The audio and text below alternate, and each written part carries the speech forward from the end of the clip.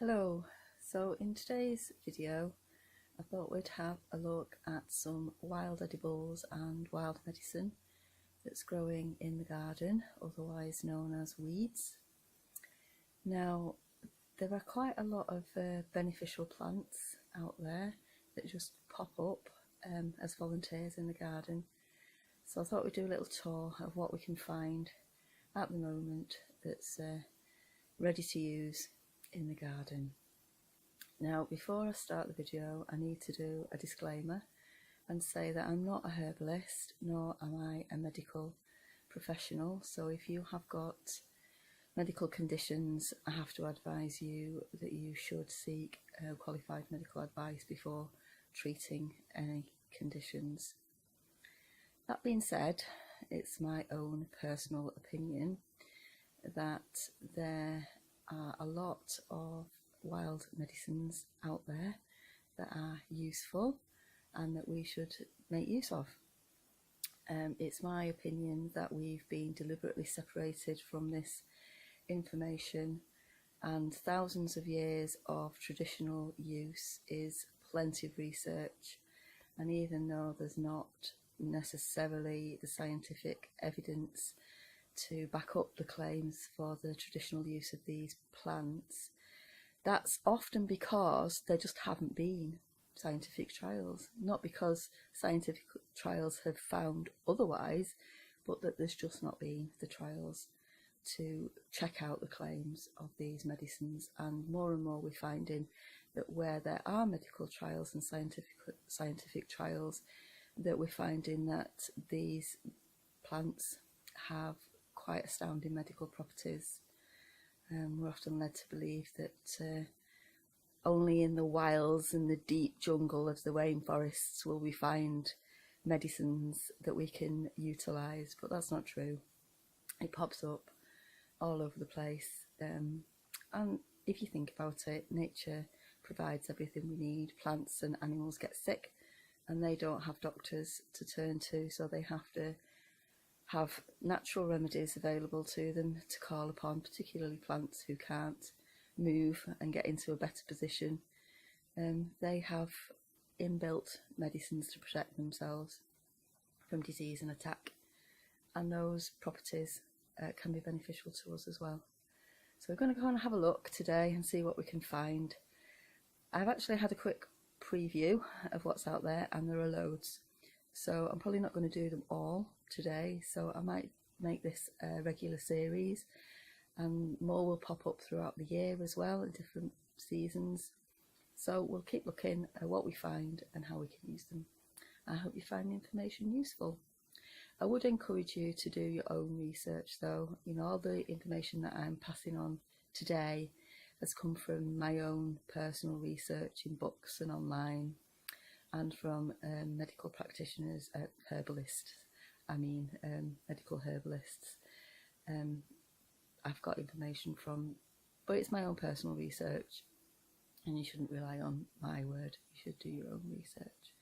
There's quite a good video from Rain Country about how to research herbs, and I'll maybe link that in the description below if I can find it, and you can have a look at that.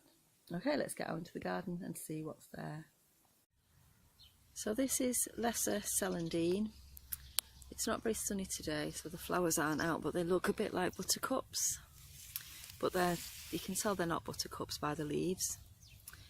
This plant is also known as pilewort or fig buttercup, which might give you a clue to what its uses are.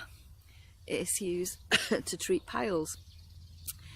So it's only to be used dried because there's some toxic properties to the leaves, but they do lose that toxicity when they're dried. So you can dry them, make them into a salve and use them to treat piles. They've also got analgesic properties, so you could use them to make a pain-killing ointment as well. Okay, let's go and see what else we can find. This weed's probably very familiar to gardeners. It pops up all over the place, pops up in sort of waste ground, in cracks in the pavement and all sorts of things. It's actually edible. It's called broadleaf willow herb, and it's better eaten when it's small like this. There's some examples of some taller ones. It has sort of very nondescript little pink flowers when it grows taller, but actually it's very useful. As I said, it's edible. You can use it as a salad leaf. It also can be used to treat prostate and urinary tract problems, kidney disease. It's a natural antiseptic, antibacterial, astringent, anti-inflammatory, good for bleeding and menstrual disorders, digestion and IBS, and good for skin problems as well. In fact, it's often added to cosmetics, and you can make a tea with it as well if you like. So loads of uses for that one. And this is dead nettle. It actually comes in different colours. Sometimes it's yellow or white as well as pink. And this volunteered in this bucket. I didn't plant it, but I left it out because the bees absolutely love it, and it's a really good early source of nectar for the bees when there's not much else about. We're in April now, so there's not a lot flowering, and so the bees really appreciate it, and I think it's quite pretty. It is edible, although it's supposedly better before it flowers, but medicinally you do use the flowering tops, and the flowering tops have been used to treat TB, to treat diarrhea, to reduce menstrual pain, to treat varicose veins and hemorrhoids. It supposedly helps sleep and reduces inflammation, and another one that's good for skin conditions.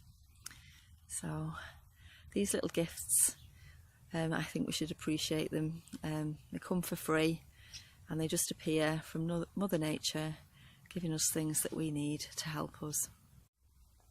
Here we've got dandelion, just making itself at home in my polytunnel. This is another one that's good for the bees, a good early source of nectar, and has got lots of nutritional value as well as medicinal properties.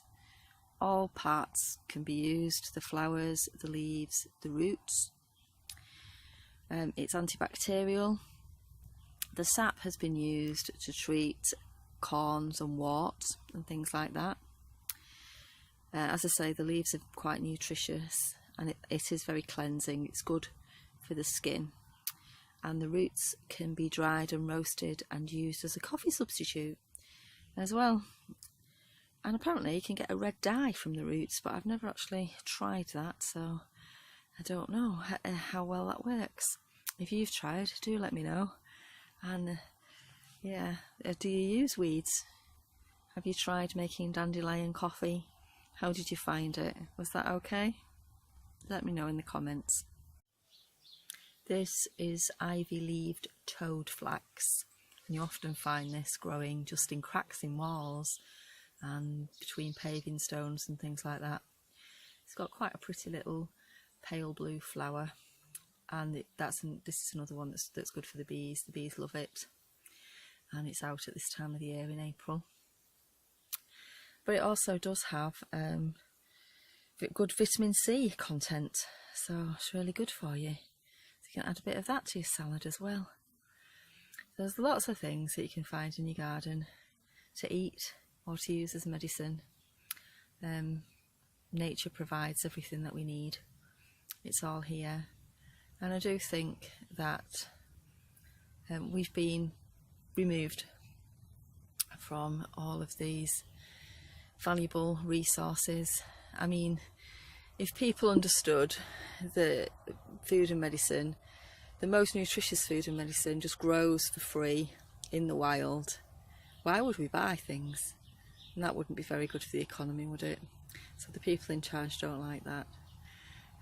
But it's there, it's free, available to use if you just do some research and find out. And I think everybody should try and do a bit of research, give it a try, see if it help keep you fit and healthy. Hello, so I hope you found that useful and informative. Let me know if you like these kinds of videos and if you'd like to see more of them. And let me know if you use weeds, if you eat them or you make medicine from them or you use them for dyes or anything. Let me know in the comments below, and I'll see you again next time.